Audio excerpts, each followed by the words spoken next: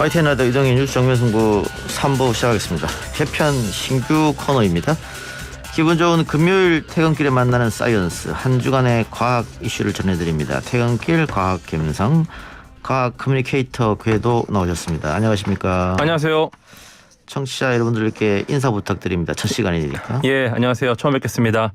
안될과학이라는 과학 유튜브에 참여하고 있는 과학 커뮤니케이터 궤도라고 합니다. 예, 궤도 본인이 직접 지은 겁니까? 궤도라는 이름은 제가 전공을 인공위성 궤도를 해서 그래서 네, 활동하는 이름으로 지금 궤도라는 이름을 쓰고 있고요. 예. 이 코너명을 이제 제가 지었는데 예. 사실 저희 팬분들께서 이제 뭐 감성에다가 이제 궤도를 섞어서 갬성이라고 해주셨는데 이 뜻을 좀 여쭤봤더니 뭐 과학에 대한 애정, 뭐 인류의 사랑, 리더십 이런 것들이 다 섞여 있는 갬성이다 이렇게 해주셨습니다. 그러면 지금 유튜브에 활동하고 계신 겁니까? 예, 그렇습니다. 유튜브 제가 지금 한번 들어가서 보게.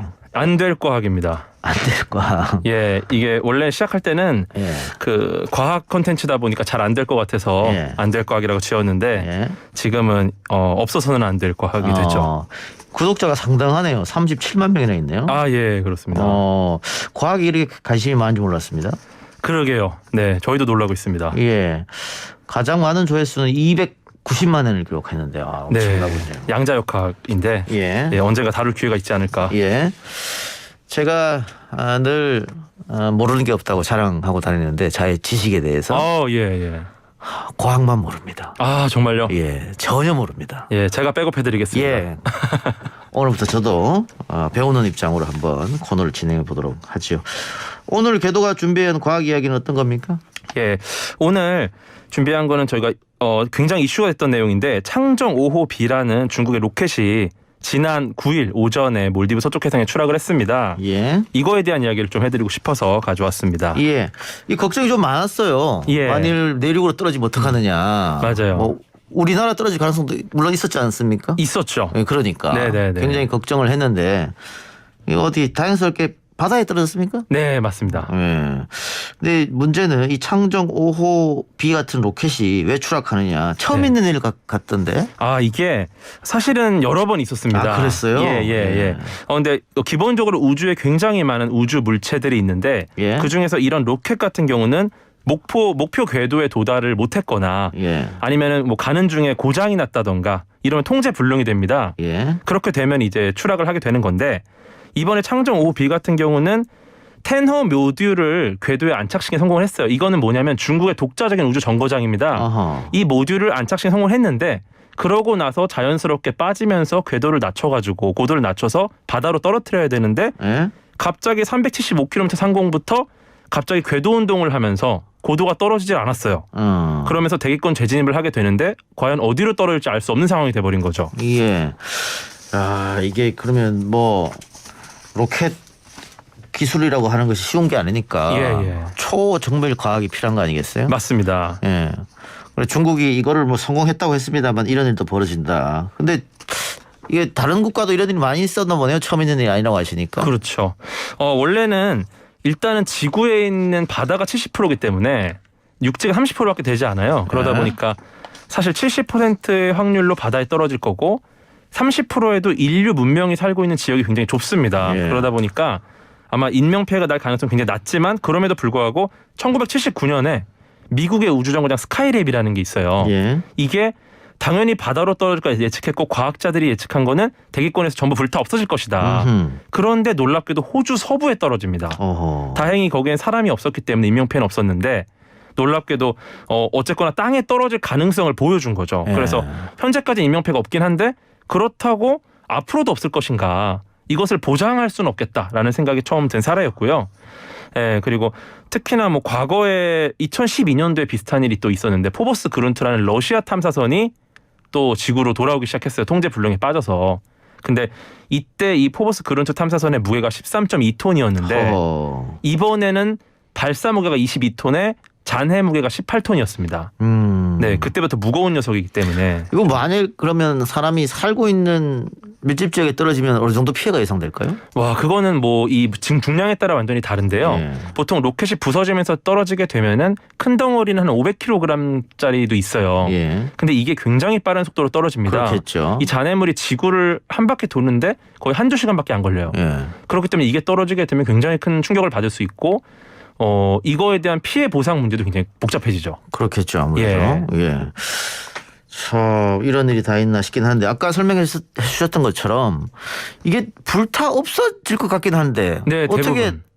이렇게 잔해가 떨어질까요? 그럴 때? 그렇죠. 대부분은 불타 없어질 것 같은데 놀랍게도 일반적으로 얼음 덩어리나 뭐 이런 애들 우주에서 들어온 애들은 대부분 타서 없어집니다. 예. 수십만 톤이 떨어져요. 하루에도. 예. 그런데 얘네들은 인간이 인위적으로 만들어낸 로켓입니다. 예. 이 말은 뭐냐면 물론 들어갈 때 나올 때 좀 다르긴 한데 어쨌거나 대기권의 이 마찰을 견딜 수 있게 만들었어요. 처음부터. 설계가. 예, 그러다 보니까 우리가 한 번이 어렵지 두 번은 쉽잖아요. 예. 그러니까 들어올 때도 물론 차이는 있겠지만 자연 물체보다는 좀 비교적 잘 떨어질 수 있다. 물론 좋은 건 아니겠지만. 예. 근데 이번에도 추락한다 이야기가 많이 있었는데 예. 어디 추락할 것인가를 두고 전문가들마다 의견이 조금 다르더라고요. 맞아요. 예. 이건 왜 그런 겁니까? 이게 나라마다 다 쓰는 툴이 다른데 예. 예를 들어서 우리나라 같은 경우는 2011년도부터 독일의 렌트겐 위성이 이제 추락을 했었어요. 이때. 예. 이때부터 한국천문연구원이라는 곳에서 위성 추락 상황실을 운영했습니다. 예. 그래서 이제 우리나라는 독자적인 우리의 기술로 궤도를 계산을 하고 또 뭐 일본의 작사, 유럽의 이사, 뭐 미국의 예. 나사 이런 곳이 각각 이제 다 계산을 하는데 예. 이게 조금 차이가 있습니다. 왜냐하면 예. 쓰는 툴이 다 다르기 때문에. 예. 근데 어쨌거나 우리나라는 한국천문연이 계산을 했고 사실 고도 120km 밑으로 떨어지면 대기의 변수가 너무 많아서 예측이 어렵습니다. 그래서 120km까지 오면 최종 예측이라고 보는데 이 지점까지 가는 게 굉장히 데이터도 많이 얻어야 되고 누적되는 정보를 통해서 계속 오차 범위를 줄이나 그 오차 범위가 거의 태평양을 가로지를 정도로 크죠.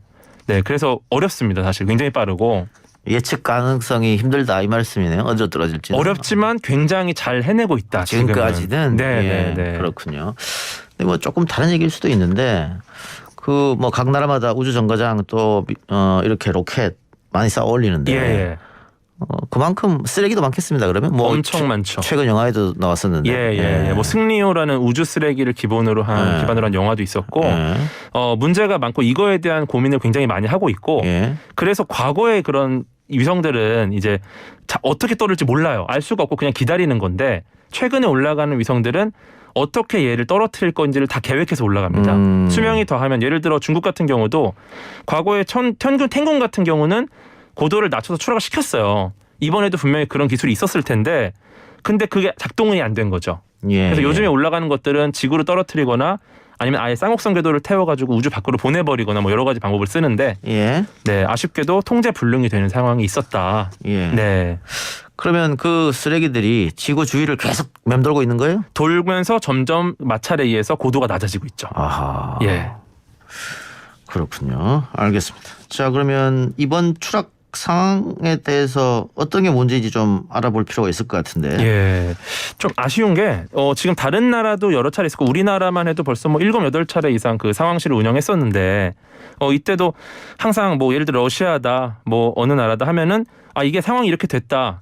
우리가 정말 이거를 돌파하기 위해서 다른 나라에 좀 공조를 요청한다. 그래서 우리 같이 이걸 좀 찾아보고 이거를 계속 계산하면서 우리가 좀 상황을 좀 이겨내 보자. 이런 느낌이었어요. 예. 근데 이번에 중국 외교부 대변인 왕원빈이라는 분이 이제 기자회견을 하셨는데 그때 우주 잔해물이 추락하는 것은 세계적으로 일반적인 관행이다. 이런 말씀을 하시면서 너무 당연한 거고 대기권에서 불타 없어질 거고 만약에 떨어져도 바다로 떨어질 거니까 별로 걱정 안 한다.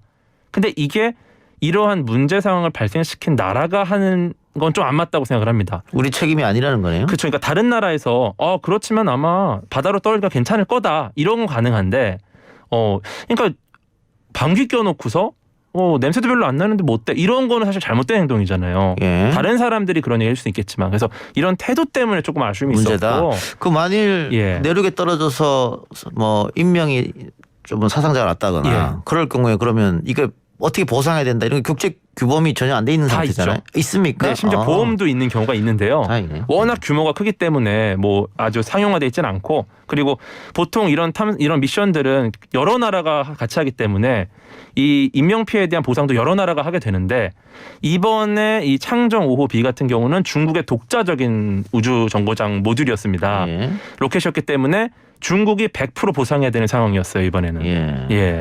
그래요.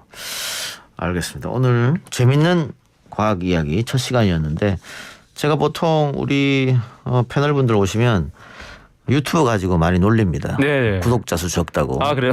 처음으로 저보다 구독자 수가 많은 분이 오셔서 제가 놀릴 수가 없네요. 구독자 몇 명이세요? 35만입니다. 저 열심히 하겠습니다.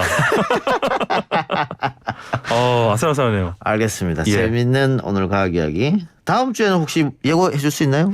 지금 몇 가지 고민을 좀 하고 있는데 예. 아예 좀 흐름과 관련 없는 조금 깊이 있는 이론을 할지 아니면 좀 이렇게 창정 5호처럼 시의성 있는 걸 할지 고민을 좀 하고 있습니다. 알겠습니다. 오늘 말씀 고맙습니다. 네, 감사합니다. 지금까지 퇴근길 과학 감성 과학 커뮤니케이터 궤도와 함께했습니다.